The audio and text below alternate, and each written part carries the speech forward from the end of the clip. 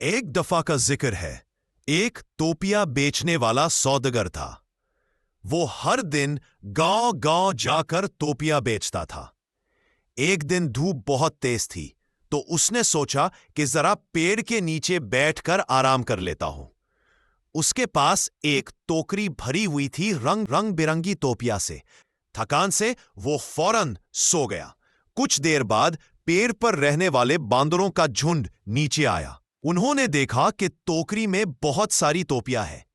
मजे से हर बंदर ने एक एक टोपी अपने सिर पर पहन ली। जब टोपी वाला जागा, उसने देखा कि उसकी सारी टोपियां गायब। उसने ऊपर देखा तो सारे बंदर पेड़ पर बैठे हुए टोपियां पहने हुए हंस रहे थे। वो समझ गया कि अगर कुछ नहीं सोचा तो उसका नुकसान हो जाएगा।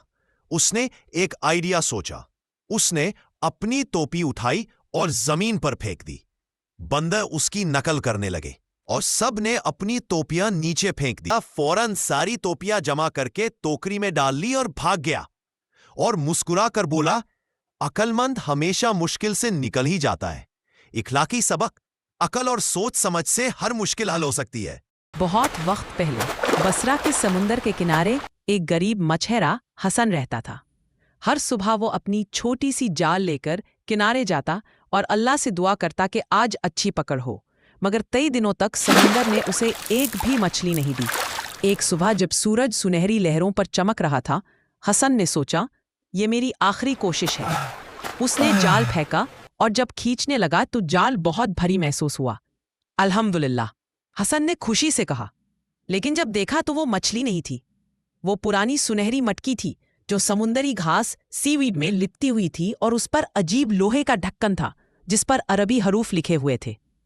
हसन ने उसे साफ किया और सोचा, शायद इसे बाजार में बेचकर कुछ कमा लूं। मगर जैसे ही उसने ढक्कन खोलने की कोशिश की, पुफ, गाढ़ा धुआं निकला और आसमान तक चला गया। उस धुआं से एक बड़ा सा जिन निकला जिसके आंखें आग की तरह चमक रही थी। आखिर आजाद होगा। हसन ने तुरंत एक चालाकी सोची। बार उसने मुस्कुराकर कहा, ऐज़ीन जिन, मुझे यकीन नहीं होता कि इतना बड़ा जिन इतनी छोटी मटकी में था। जरा साबित करो। जिन ने फख्र से कहा, तू मेरे कुदरत पर शक करता है? देख अब। और तुरंत धुआं बनकर वापस मटकी के अंदर घुस गया।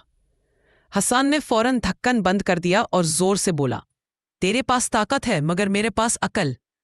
जिन चीखता रहा अंदर से, लेकिन हसन ने मटकी उठाई और उसे फिर समुंदर में फेंका, कहते हुए, वहां ही रे ना जब तक इंसानियत सीख ना लो।